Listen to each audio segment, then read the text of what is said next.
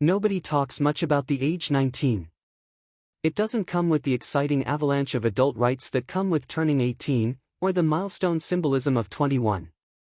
You're technically still a teenager but don't feel like one. Nonetheless, the looming onset of your 20s is daunting, as if a chapter of your youth is about to close.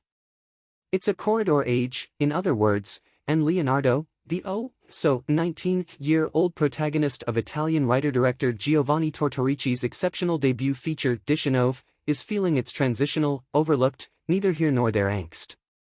As Leonardo stumbles through his first year of college, chasing some clear idea of who he's supposed to be, the secure floor of childhood falls away beneath him, while adulthood hovers tauntingly out of reach.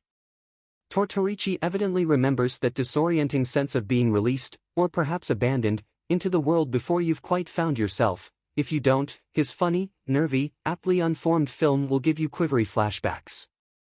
It's an auspicious arrival for both the filmmaker and his intense, mercurial young star Manfredi Marini, who holds the camera with the guilelessness of a newcomer and the ease of a natural, produced by Luca Guadagnino, for whom Tortorici previously worked as an assistant director, Diciannove, Italian 4:19, and apparently being kept as the international title, seems like familiar fare on paper. Another coming-of-age study centered on a cultish but charismatic teen with inchoate desires, big ideas and much to discover on all fronts. What makes it distinctive and unusually authentic within that subgenre is its avoidance of the neatly poignant growth arc that tends to lend such stories their spine. Diciannove zigzags tumultuously with Leonardo's erratic moods and impulses, bringing him no dewy life lessons or self-realizations, just the irregular fragments of knowledge and sometimes grim lived experience that eventually make up a person. The film introduces us to Leonardo on the brink of what should be a formative life change, packing his bags to leave the family home in Palermo for London, where he's due to start a business degree, as his mother, Maria Pia Ferlazzo, frets with the neurotic air of an imminent empty nester.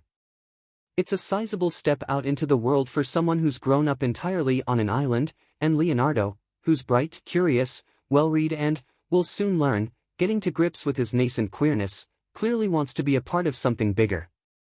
But he's apprehensive about the trip, and subject to severe nosebleeds that seem a manifestation of his bottled-up anxieties. Arianna, Vittoria Planeta, wonderful, as one prison escapee might complicitly welcome another. Credit to DP Massimiliano Chiuveler for capturing the jolting contrast in light between bleachy Sicilian sun and the British summer drear, though for Arianna, it's a grey fug of freedom. Taking a room in her dingy but central Hoxton apartment, he's initially swirled up in Arianna's big city lifestyle of clubbing, binge drinking and casual sex, though the glow wears off soon, and his naivete is exposed. He can't hold his liquor, and his housekeeping abilities are a veritable health hazard. More crucially, he finally admits to himself that he has zero interest in studying business, while he's entirely too far from home to pursue his real passion, Italian literature. With one elegant cut, Marco Costa's spry editing is attuned to the pace and chaos of youthful whims. He's on a train to the Tuscan university town of Siena, where he's enrolled in a literary degree program. It's a victory for personal autonomy, but that's not to say Leonardo's life will simply slot into place from here on out. He's still insecure and socially ungainly, and soon enough, he's managed to repel his roommates, rebuff a potential friend group and aggravate his professors, whose textual readings he deems fusty and off the mark. In some ways, he's right, in others, he's not as brilliant a thinker as he'd like to believe, but hey, at 19, how many people are? Carrying himself with a shy person's defensive approximation of swagger, Marini's lovely performance balances what's relatably vulnerable about Leonardo with his ornery peculiarities, and his sometimes healthy ego with his lonely self-doubt.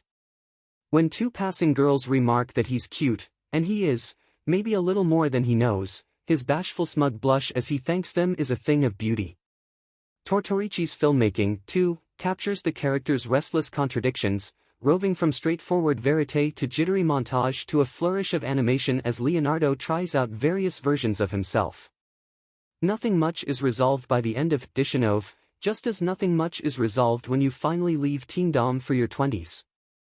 Leonardo may be distracted by exams and cruising apps and crises of confidence, but he still has time to seize the day.